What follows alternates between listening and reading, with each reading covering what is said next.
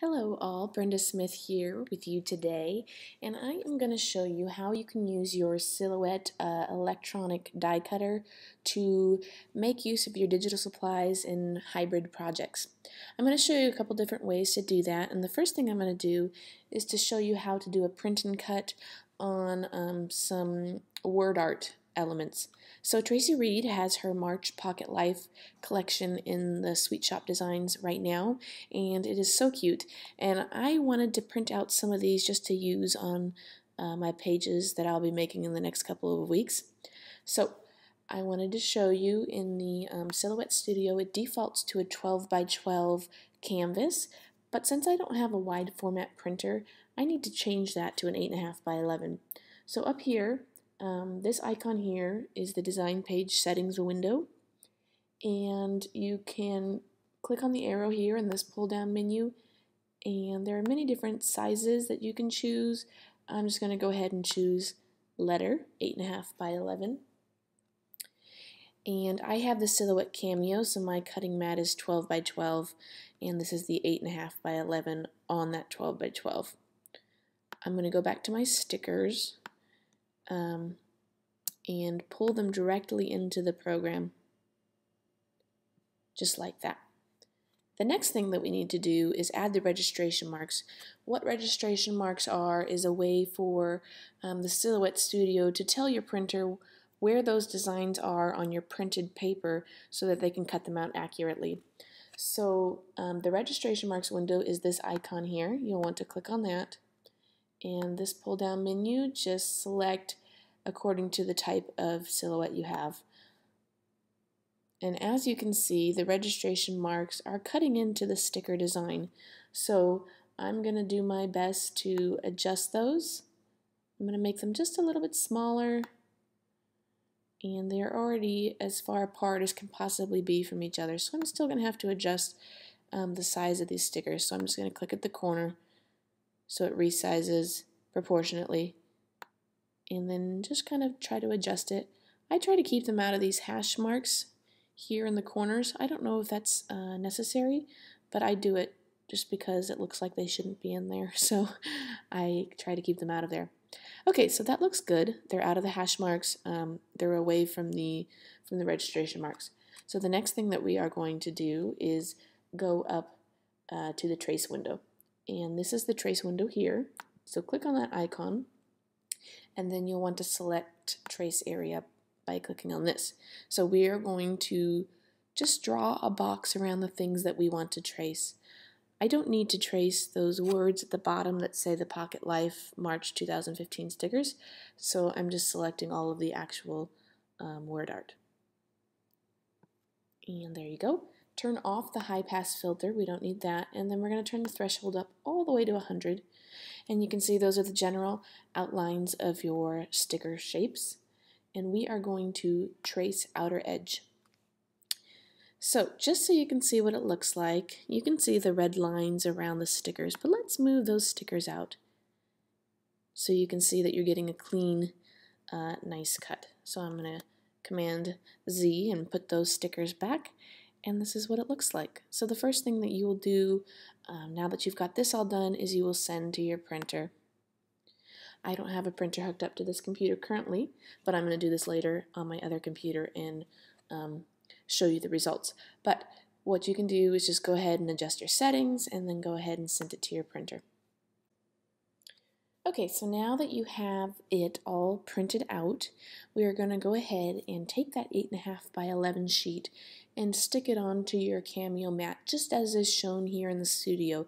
You want it to be aligned exactly the same way. Make sure that the arrow, your designs are in the correct spot according to the marks on the mat. So once we do that, we're going to go ahead and send it to the silhouette. Again, I don't have the silhouette on this computer, but you'll click on this and you can adjust your cut settings. Depending on what kind of paper you use to print out your things, you will want to adjust the depth that your machine cuts at. So I use Canon matte photo paper, and it is very cardstock like, so I just choose cardstock, and I just do standard cut mode. And you can turn off the advanced, you don't really need those. And then when you go ahead and center your silhouette, it's going to automatically detect your registration marks for you. So it's going to just suck in the mat and then try to read those registration marks, and then it will know accordingly where to cut. If it spits it back out at you, it's trying to tell you that it is unable to read the registration marks, and then you can kind of get the idea that something went wrong. But usually it will read them with ease. So you can go ahead and get those cut out, and I will show you what mine look like when I'm all done. So these are my pieces all cut out. I'm actually just going to set them aside. I like to use them all throughout the month on my pages, but I have a project in mind for today that I'd like to show you how to make in just a few minutes here. So that is one way to print out the stickers from the Tracy Reed collection. Another thing that you can do, if you're not sure that you want to use all of the stickers and you just want to kind of pick and choose your own, you can just select the individual PNG files and drag them onto your canvas and silhouette. And then you can resize accordingly if you need them to be bigger or smaller. You have a lot of flexibility in this way, so I like doing this every once in a while. You don't have to be limited to just stickers. You can do journal cards of any size. You can do embellishments. Go ahead and add this tag here. And then you'll just follow the same process. Fill up this sheet as big as you want. If you don't need a whole 8.5 by 11, you can do a 4 by 6 and print up on a 4 by 6 piece of paper instead, and save a little bit of extra paper that way. But just go ahead and follow the same process that we discussed previously, where you will do the trace lines and the registration marks. So that is another way. I am going to show you a third and final way that you can use your silhouette for hybrid projects. I'm going to go ahead and just close this since I will not be printing it up. And I'm going to show you how we can kind of create an idea for a hybrid layout within the studio. So I'm going to do automatic, that's the 12 by 12 size, because I want to scrap a 12 by 12 hybrid layout. Now, as I said before, I don't have a wide format printer, so I'll need to make sure that all my elements are actually smaller than 11 inches in any one direction, just because I need to be able to print them out on an 8.5 by 11 sheet. So I'm going to go into my library and find a file that will work for this. So I spared you the agony of watching me dig through my entire library for the perfect shape, and I came across this one that I think I want to use. This is Scalloped Heart, and I bought this from the Silhouette store, so it was no more than $1. Okay, and as you can see, it comes in these pieces here. This is intended to be the background, and then you will put all of these pieces onto the background just to piece it together. It's as you can see, they have a little bit of separation in between the pieces here, but that's just so that it can cut easily and not necessarily that it's designed to be that way. The pieces are all designed to be nesting next to each other. So I'm going to keep that in mind when I resize, that there will not be this space in between. So I am going to go ahead and just keep resizing until I feel content. Let's drag this down to my canvas and see how it looks. That's almost there, but I think I want it to be a little bit bigger. I want it to take up a large part of my 12 by 12 page. So just a little bit more. Okay, and so that looks pretty good to me. I'm going to go ahead and right click and ungroup, just so I can have all of the individual pieces. And this background here, I'm going to click on it and cut it, and then I'm going to open up a new file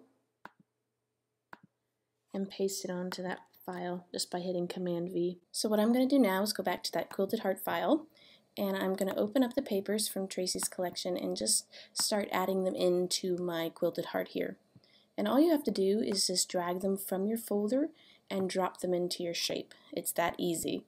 So bear with me for a minute while I just go ahead and place them in here. I think I want to go with this one here, and then maybe this one.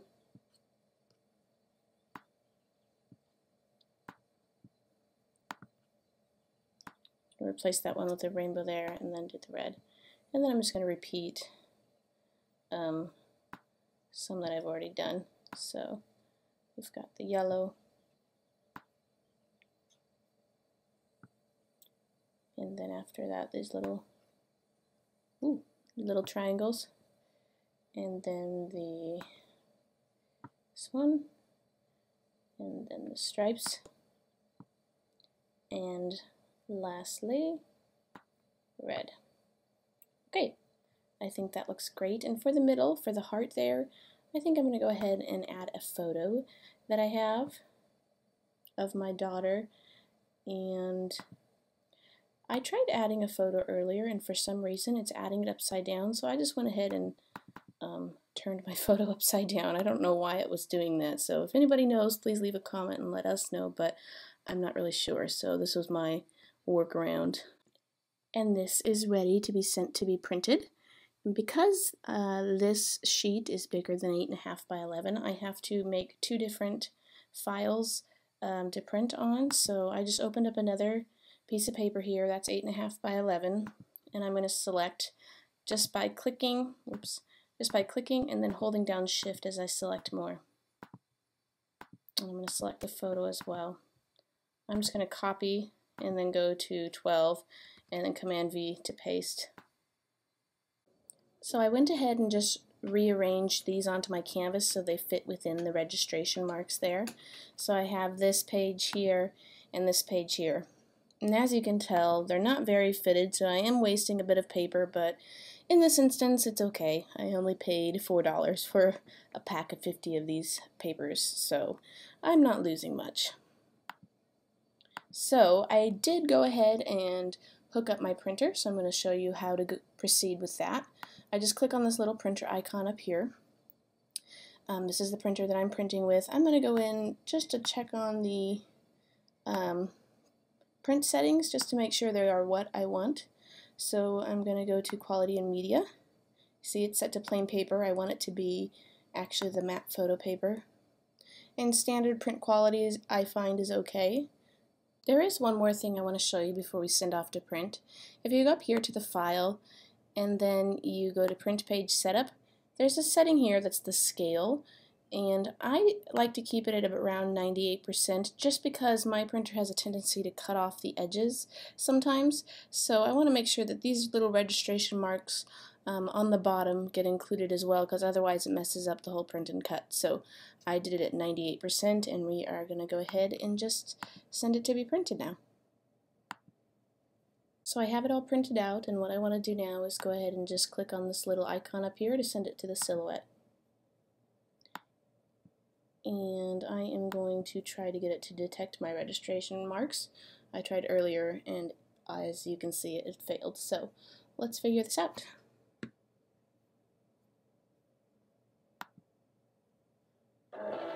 So that actually worked this time. My reason I think that it wasn't cutting before was I loaded the mat a little bit too far to the left, so that when it was sucking in the mat, the little lens that it uses to detect the registration marks was covered up and was unable to see the registration marks. So I fixed that, I adjusted the mat, and it worked this time. So these are my pieces, and this is what they look like cut out.